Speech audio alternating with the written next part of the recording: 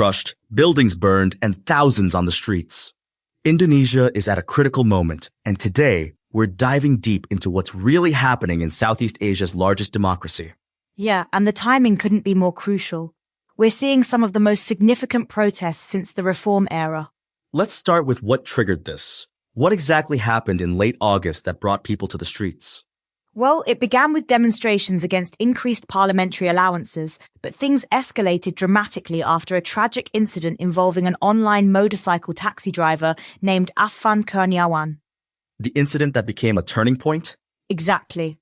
Afan was caught in a crowd when a police tactical vehicle ran him over. This sparked widespread outrage and intensified the protests significantly. And then things really spiraled, didn't they? They did. The protests spread across multiple cities: Jakarta, Bandung, Yogyakarta, Surabaya, and Makassar. In Makassar, protesters even set fire to the provincial and city council buildings. That's quite serious. How did the authorities respond? The police have been investigating extensively. In Makassar alone, they've identified 2019 suspects in the building arsons, including 6 minors.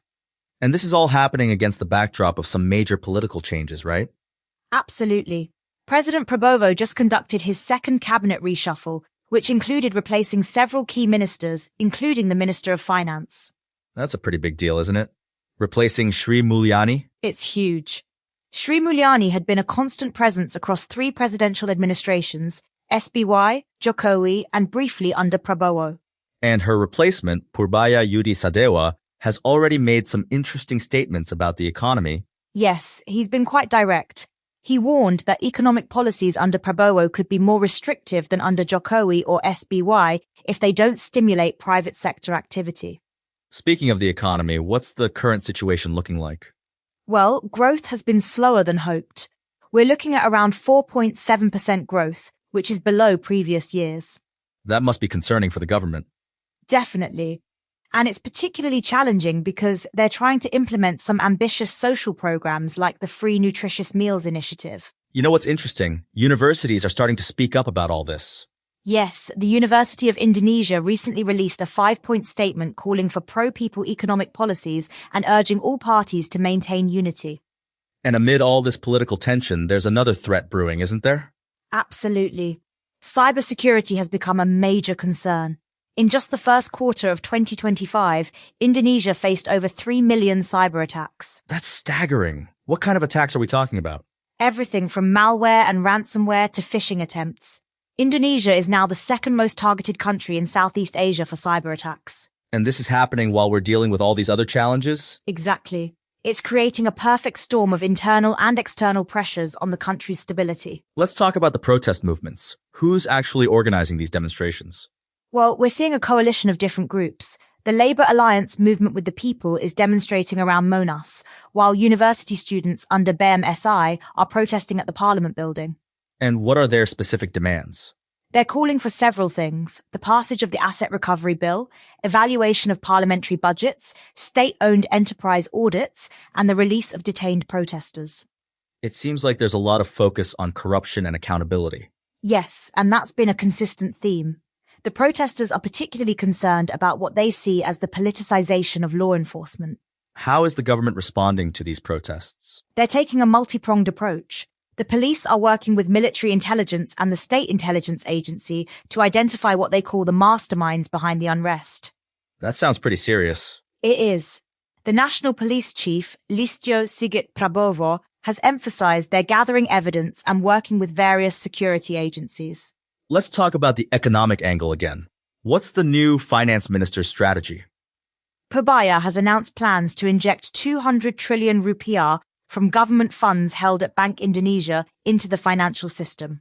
That's a bold move. It is, and he's been very clear about wanting to stimulate private sector activity.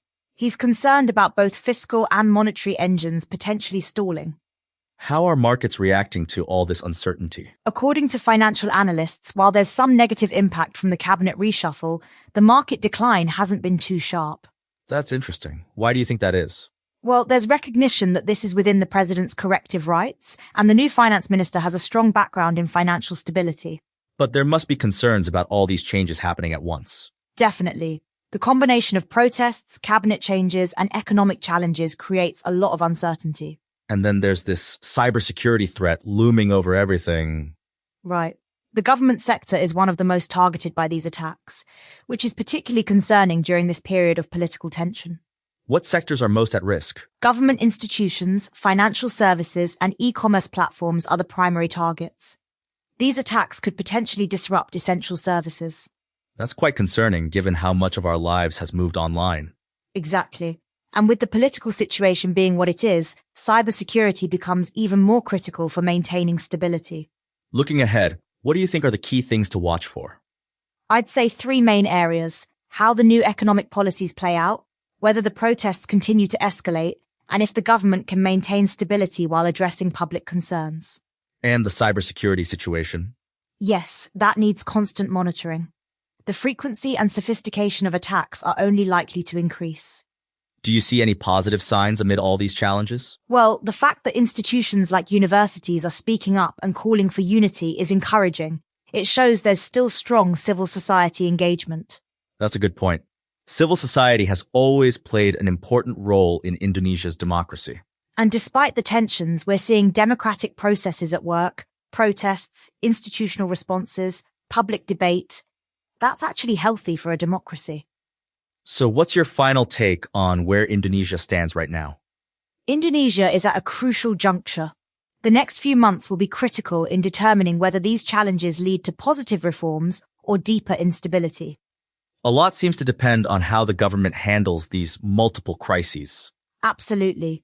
The key will be finding the right balance between maintaining stability and addressing legitimate public concerns. Well, we'll definitely be watching how this all unfolds. Thank you for this fascinating discussion about Indonesia's current situation. Thank you. It's a complex situation that requires careful attention from all of us. And that brings us to the end of today's episode of Remember, in times of change, understanding the full picture becomes more important than ever.